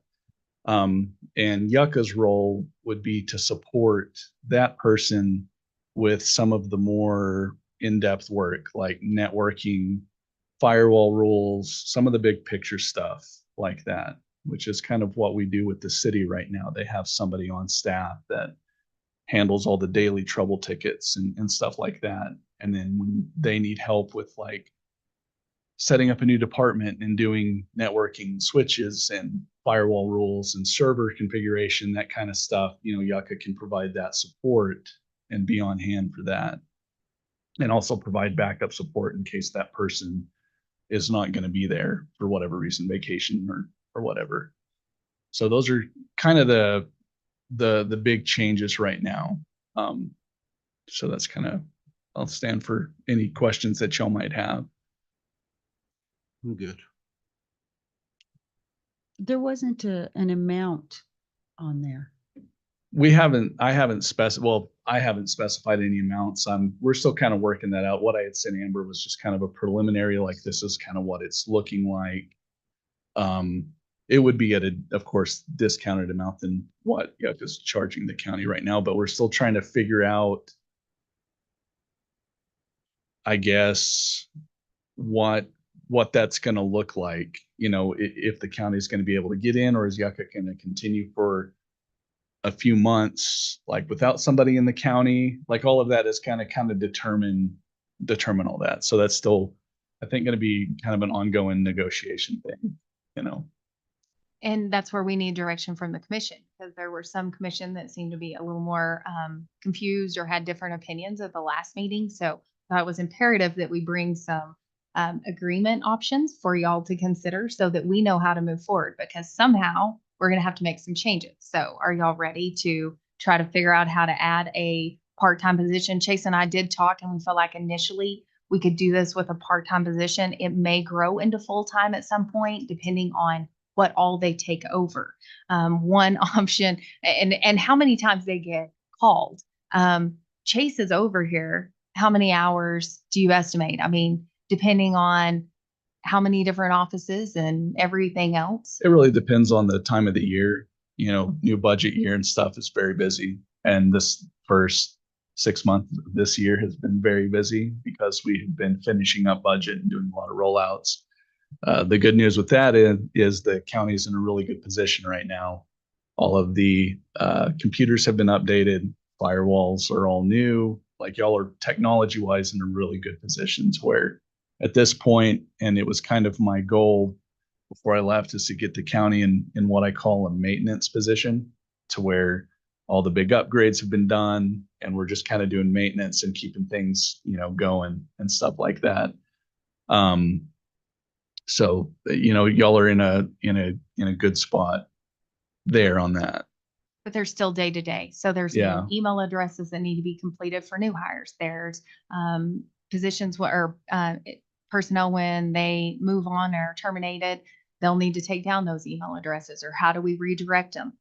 You know, who is going to be checking those kind of things? What about logins and VPN? And he's over here because somebody's printer doesn't work, or they can't get logged in, or I don't know what's going on in your office, Steven. So I just know he was down there. So, I mean, he's here frequently dealing with all of those issues. And that's what we've got to have somebody here, boots on the ground, taking care of the county IT stuff. So, anyways, we just want to be able to see what the commission wants to do.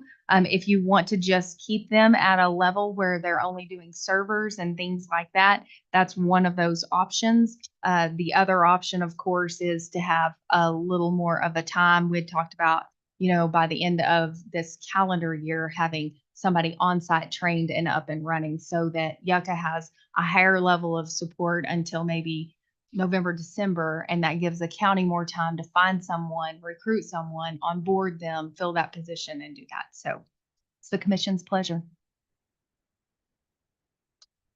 I will say that, you know, when we started this, the IT needs of the county have grown pretty significantly.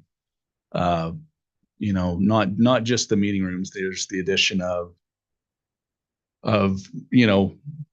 more or less, some of the servers we've moved on to the cloud, which is good. So there's some of that that's not as much, but there's, new server projects that are going in attention. There's just a lot more technology here than when we first started. So in my mind, and I told this to Amber when we met, the position really has moved into having somebody here, and that was it was one of my many roles over at Yucca, but, I did take care of the county a lot. That was, a big part of my duties over there. So my recommendation would be to, find somebody and train them and bring them on, even if it is part-time initially. And I think that between that part-time and working with Yucca in terms of helping to train that person and getting them used to everything, and then at a later date, making that decision on, do we want to bring this person in full-time? Honestly, I think that there's enough work that y'all could bring somebody on full-time, but it doesn't have to be immediately. It can be part-time for a while. So What is a while? like Amber said, I think if y'all could bring somebody on part-time and where Yucca could help, probably ideally, like she said, November, December to train somebody up there, just to have somebody here. And then the county could still utilize Yucca in a bigger picture way, where that person that's boots on the ground or however is like, hey, I need help provisioning the server or doing this kind of thing. So you'll still have a relationship with Yucca to do that. And then as that person moves in, that's kind of a decision that y'all can make later down the road. If, they feel like, well, I can, handle all this myself and I'm good. That would be a decision at a later date. And that's depending on training and qualifications. So Mhm. IT professionals are not an abundant type of personnel that's really quick and easy typically to fill in these positions. And that's why we have always partnered with an outside agency, because if it's Yucca's primary focus, then they are always making sure that they're staying up to date on all their continuing ed and their certifications and the latest, greatest technology and cybersecurity and all the back end support. So that's where it becomes a big lift for a local government to take that on, because you have to be committed to maintaining that level of requirement and licensure and training and expertise. So that's, again, depends on what you're able to find in that position, what you define that role to look like, and who we would be able to secure. Mhm. So what we need to do is find somebody like Rusty Rucker or his daughter, somebody like that. I would say, something like that. Yeah.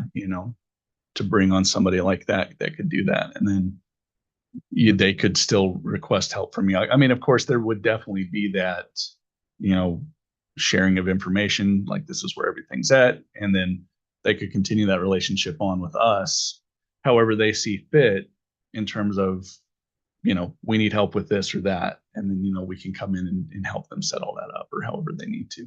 And just to clarify, to follow HR policy, we're an equal employment opportunity. So we don't get to just go hire one person. We would have to write a job description, post it, allow people to apply, do the interview process, find somebody that met all the qualifications, bring them on board. All of that takes a series of time and planning, and that's not something that's currently in your budget right now. So if you decide that that's how you want to move forward, that's why we wanted to know, because we're going to have to plan one of these monthly services. We just need to know what you're looking for so that we can look at dollar value and assign what that's going to look like for us for the budget impact for your final budget. I wouldn't know which way to look before we have the dollar amounts. Yeah. See what the difference is in the dollar amounts. Okay. Well, we're going to have something. So their contract ended July 30th and he's still here. June 30th, sorry. So at this point, our recommendation is we at least have the Yucca contract in as it is now. So my recommendation would be to leave them where we're at right now and then be able to move to that identified position. And then at that point, they could revisit it. And what's the dollar amount at that one? 19,200 for the year. But then if we do in that contract for the year, then we'll be. It's month to month now. So we Okay. just have the 19,000 already in the budget. So we have capacity within our budget to continue on and at least start making plans. We just need to know that y'all are ready to try to work that into the final budget of trying to find a part-time IT person.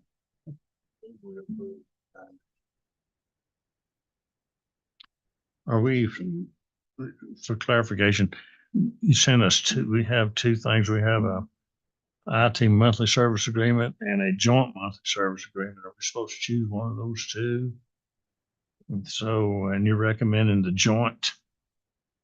Well, and It would be the monthly right now. yeah, if I might speak. So basically, I presented two options to Amber. The first one being kind of a continuation of the service we provide as it stands now, with the county not having anybody, but just primarily changing that to a monthly agreement rather than a yearly agreement. And also with some of the language changing, taking out some of the vague other IT support is needed, which was kind of a blanket statement like Chase. everything like, hey, I can't get this thing pulled out of my computer. With me gone, they might not just have time to send somebody over right away to do that. So that was kind of the purpose behind that.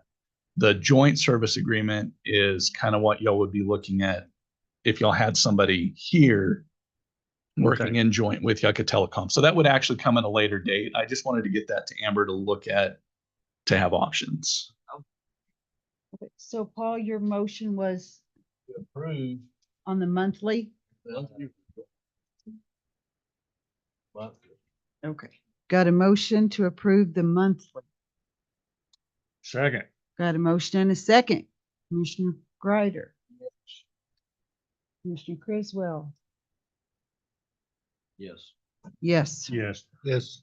motion carries.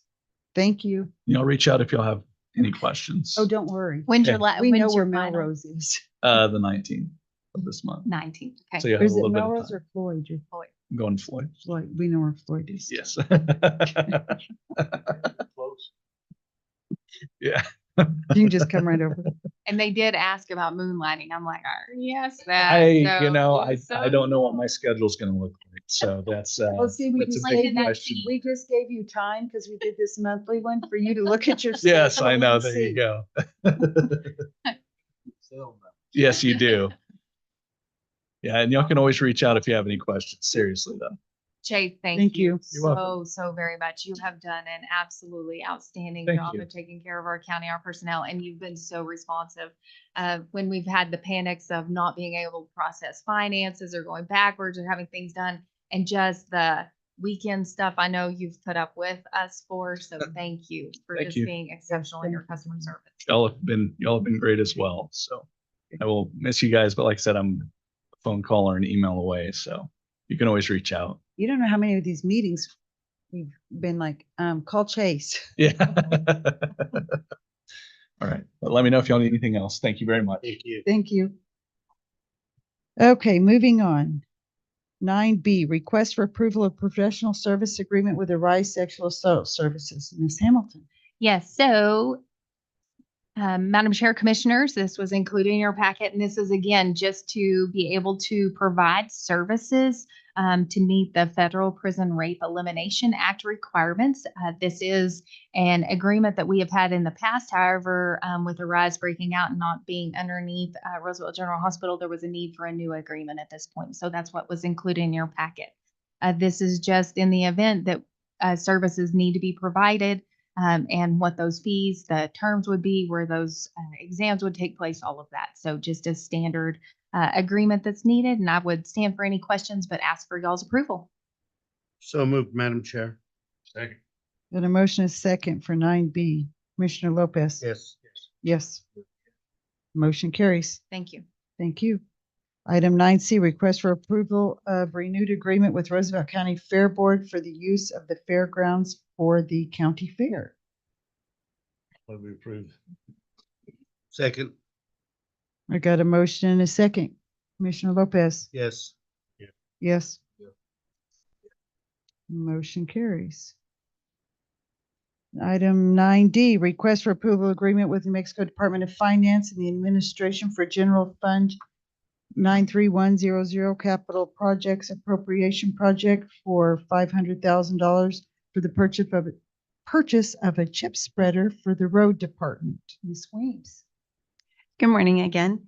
Included in your packet was a copy of that agreement that we received from New Mexico Department of Finance Administration for the purchase of a spreader. I'll stand for any questions and I request your approval. I move to approve item 9E. Got a motion, a second. Commissioner Lopez? Yes. Yes. Motion carries. Oh, sorry, 9D. Request for approval of indigent burial agreement template for healthcare assistance program, Ms. Weems. Yes, in your packet is a copy. It's a contract template. It aligns with the state statute and our policy to use with funeral homes as the need arises. We approve. Second. Got a motion, a second. Commissioner Greider? Yes. Yes. Yes. Motion carries. Can I Thank ask you. one question real quick because I didn't get to that? What is the amount that we can give in Jane Doe or John Doe for burial, towards their burial expenses? $1,000 So it went up from 600. from 600 to 1,000. I apologize for not seeing that. Thank you. Thank you.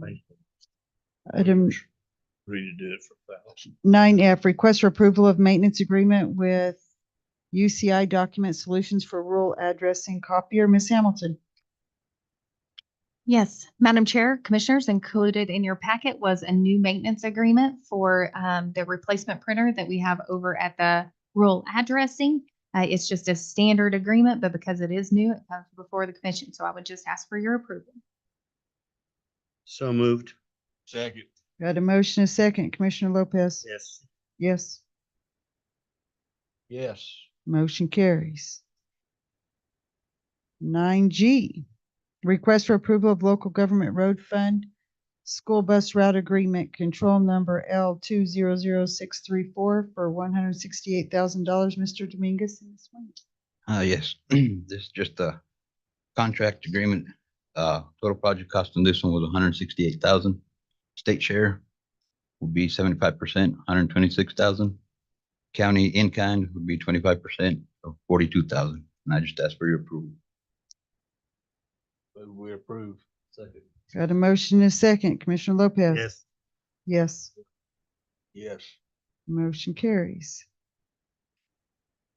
H, request for approval of local government road fund county cooperative agreement control number L200629 for $133,333. Okay, on co-op, the total project cost was $133,333. 75% state share is $100,000. County in kind 25% is $33,333. And I ask for your approval. Approve. I'll second. Got a motion and a second. Commissioner Greider? Yes. Yes. Motion carries. One more.